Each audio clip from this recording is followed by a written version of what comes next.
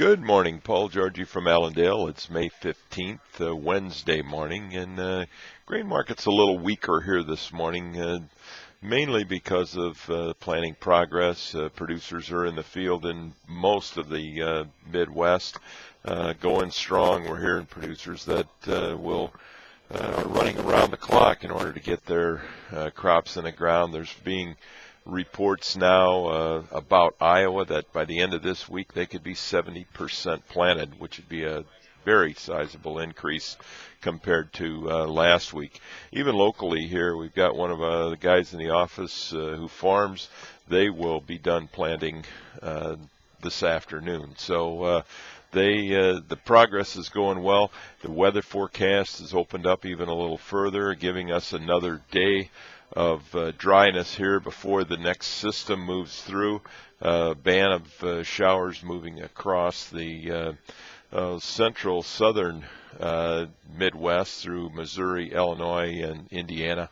Use I-70 as a guide, and about 100 to 150 miles either side of that is where the heaviest rains are expected to come here, starting actually on Thursday, Friday now, through early next week.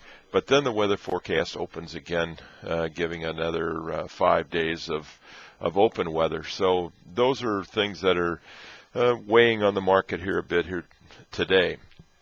The Asian markets, they were under pressure as well. Soybeans down 3.5 cents overnight, giving them, comparing to the U.S. soybean market, up 15 cents on the week.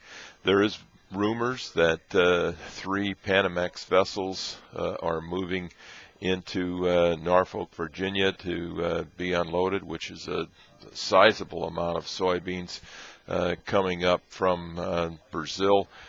Financially, they work doing that, but we haven't seen any confirmation of that yet.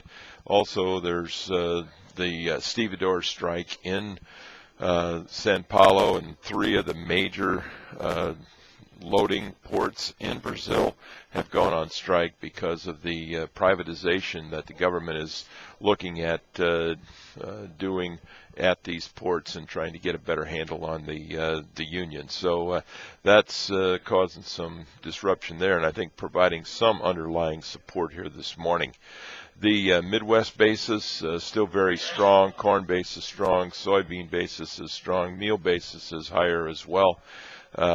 Gulf basis, however, has dropped significantly here overnight as just kind of an indication that we just don't have the export demand that we'd like to see to hold that market and compete against the Midwest demand. We do have NOPA crush coming out here this morning. They're expecting 125 million bushel for April.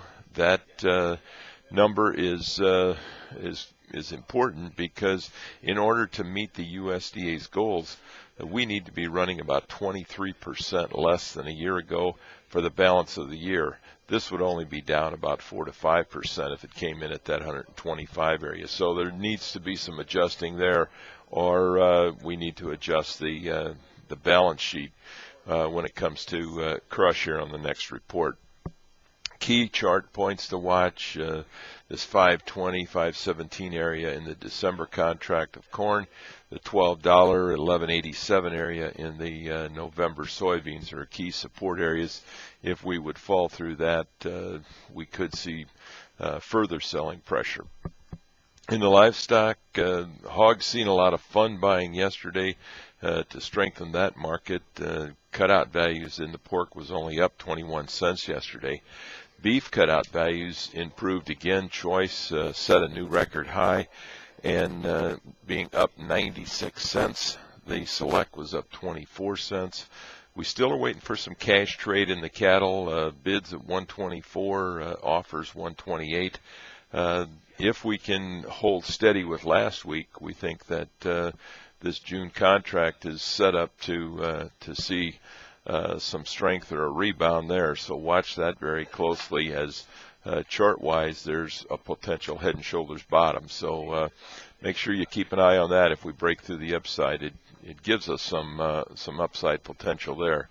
However, outside markets and commodity markets in general are under pressure here this morning. Equity markets are stronger, commodities weaker, gold, silver, crude oil, dollar is stronger this morning. All of those things are weighing on the agricultural commodities as well. But a lot of reason to stay in touch with Allendale's research. We'll keep you informed the best we can. You can get us right online with subscribing to the Allendale Advisory Report. So look forward to serving you. Again, 800-262-7538.